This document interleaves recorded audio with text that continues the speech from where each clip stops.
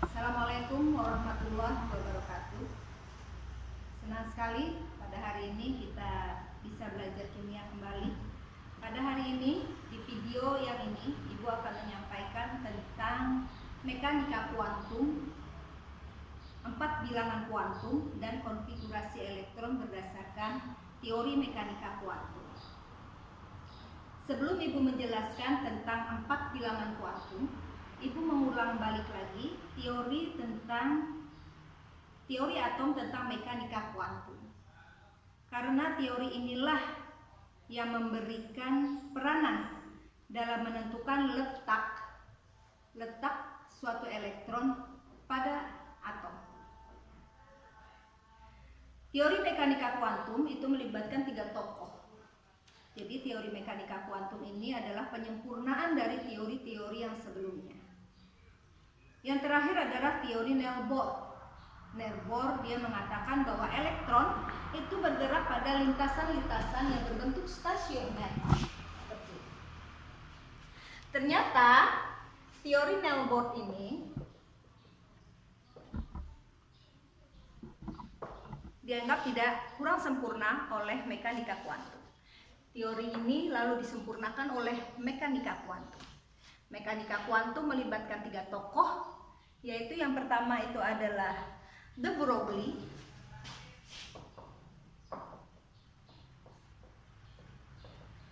di mana menurut de Broglie elektron itu bersifat dualisme.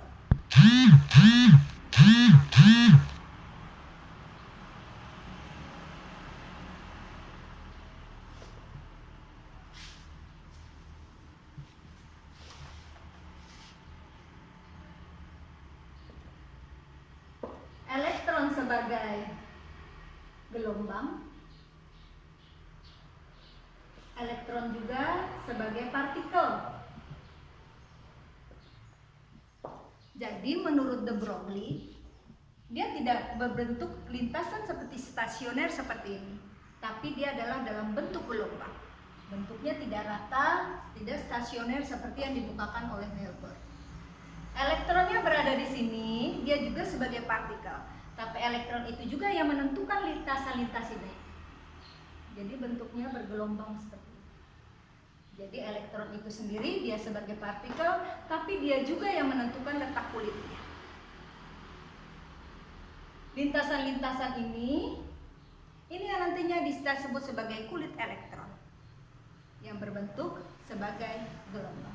Ini pendapatnya de Broglie. Yang kedua adalah Heisenberg.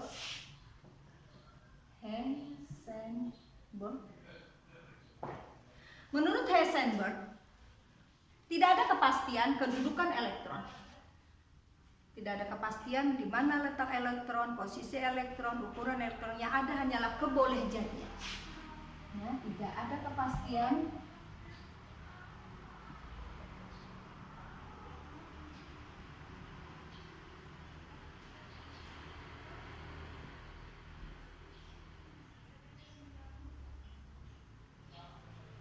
yang ada hanyalah kebolehjadian. Jadi perkiraan saja di mana elektron itu berada. Lalu di mana letaknya? Disitulah ada yang disebut ruang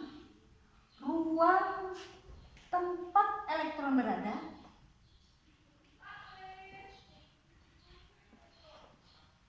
Yang nanti disebutnya dengan orbital.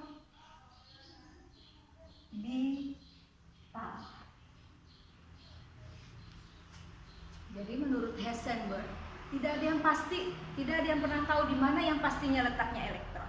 Hanya ada kebolehjadian. Tetapi ada ruangan di sana, di dalam atom tersebut di mana elektron itu berada. Itu yang disebut dengan orbital. Nah, inilah perbedaannya antara teori Neil Bohr dengan teori mekanika kuantum.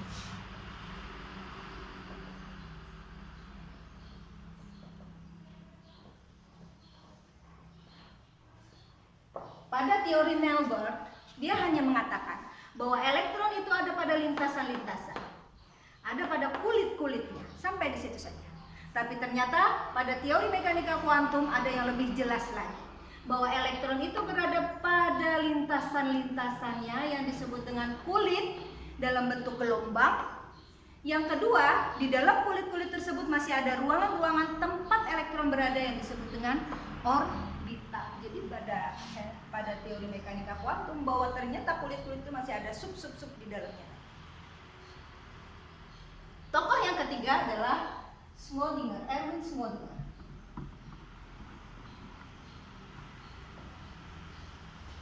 Kata Schrödinger, kalau kita ingin meramalkan di mana posisinya elektron itu berada, maka ada sebuah persamaan yang dinyatakan dengan 4 bilangan kuantum.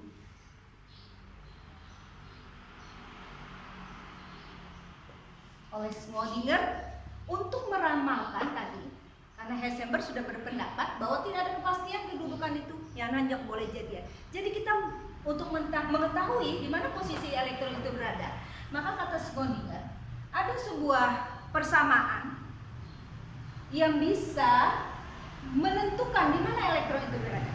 Maka kita harus menggunakan sebuah persamaan di mana di sana ada 4 bilangan kuantum yang harus kita cari. Bagaimana 4 bilangan kuantum itu akan kita lanjutkan berikut. Dengan 4 bilangan kuantum,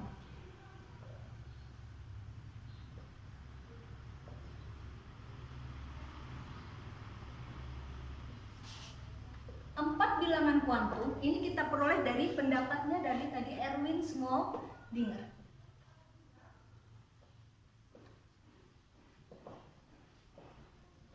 Katanya ada 4 tempat yang bisa menyatakan ini, untuk menyatakan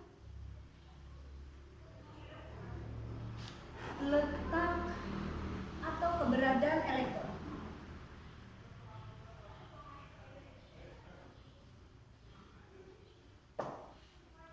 Yang pertama, bilangan kuantum yang pertama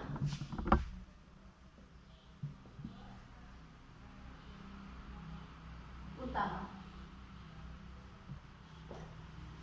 Bilangan kuantum utama atau dilambangkan dengan N, ya, dilambangkan dengan N.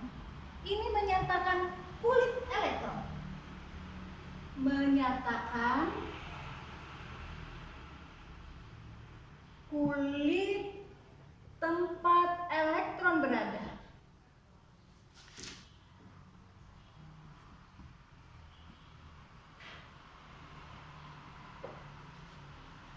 Jadi ada N-nya itu ada kulit pertama.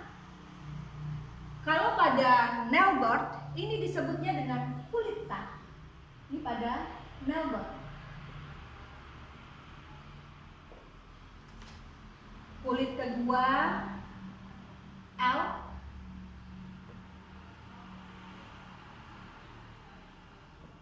Kulit ketiga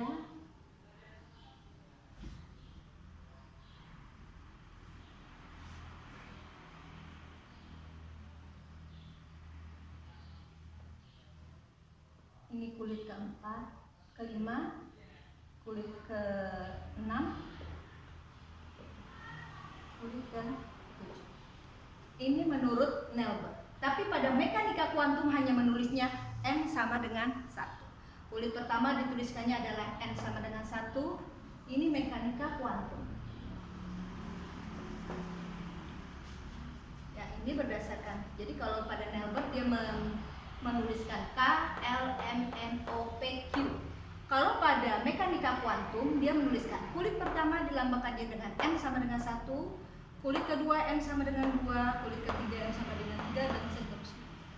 Ini bilangan kuantum utama. Tuliskan dengan bilangan kuantum apa saja.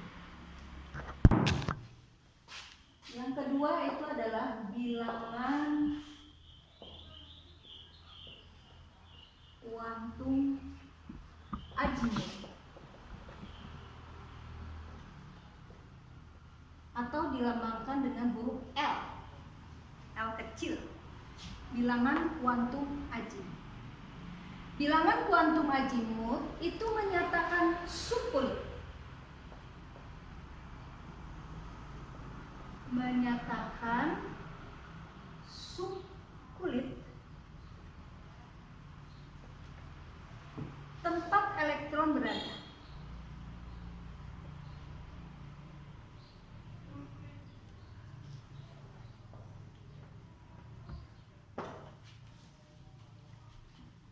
Nilai dari L itu bergantung dari nilai M. Jadi ini bergantung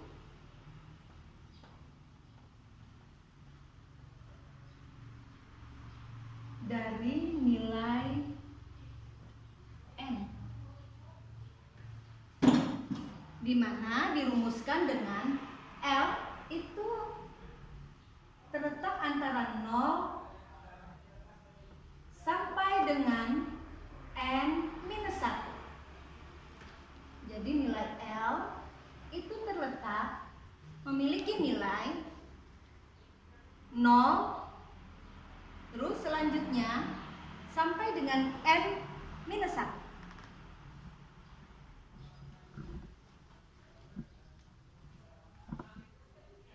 Jika N sama dengan 1. Jadi kalau misalnya di kulit pertama, N ini tadi adalah kulit yang pertama. Berapa kemungkinan ada subkulit? Subkulit apa yang ada di sana? Kalau dia di kulit pertama, maka L yang mungkin adalah tadi mulai 0, selanjutnya sampai N-1.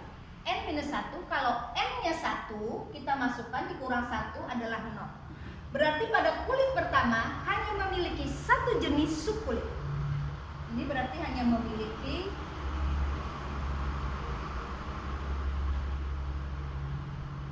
satu jenis subkulit.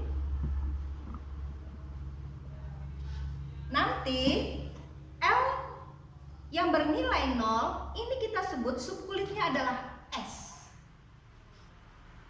Jadi L yang bernilai 0 nanti kita tuliskan adalah S kecil, singkatan dari salt. Jadi S kecil. Berikutnya kalau N sama dengan 2, berapa L-nya? L yang mungkin adalah mulai 0 tadi, lalu sampai dengan N-1. Sampainya berarti 2 dikurang 1, berarti 0 dengan 1. Berarti di sana ada 2 memiliki subkulit.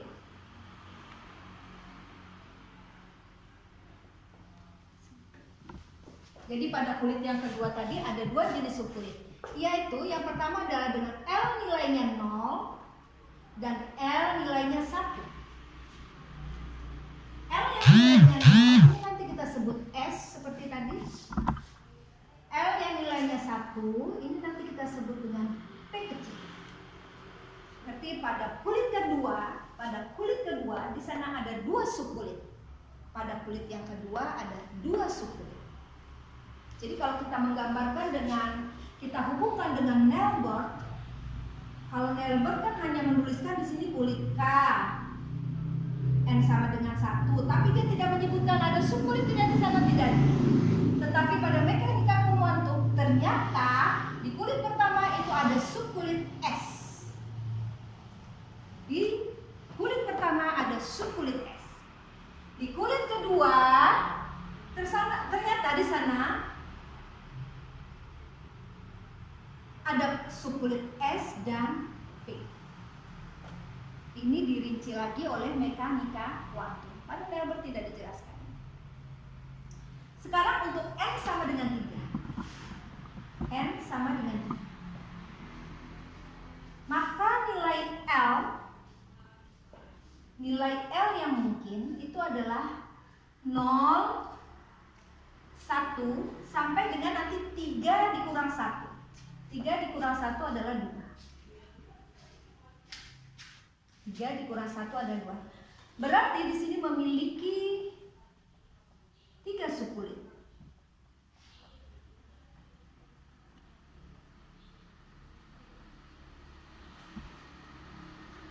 Ada L bernilai 0, ada L bernilai 1, ada L bernilai 2. Nanti L yang bernilai 0 kita sebut S, bernilai 1 kita sebut P, bernilai 2 kita sebut D.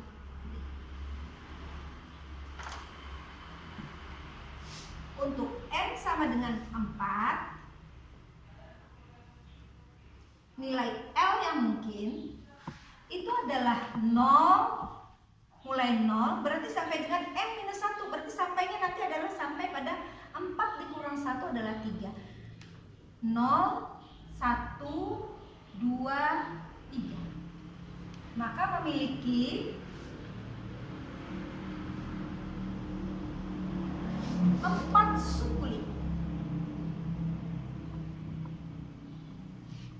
L sama dengan 0, ini kita sebut S.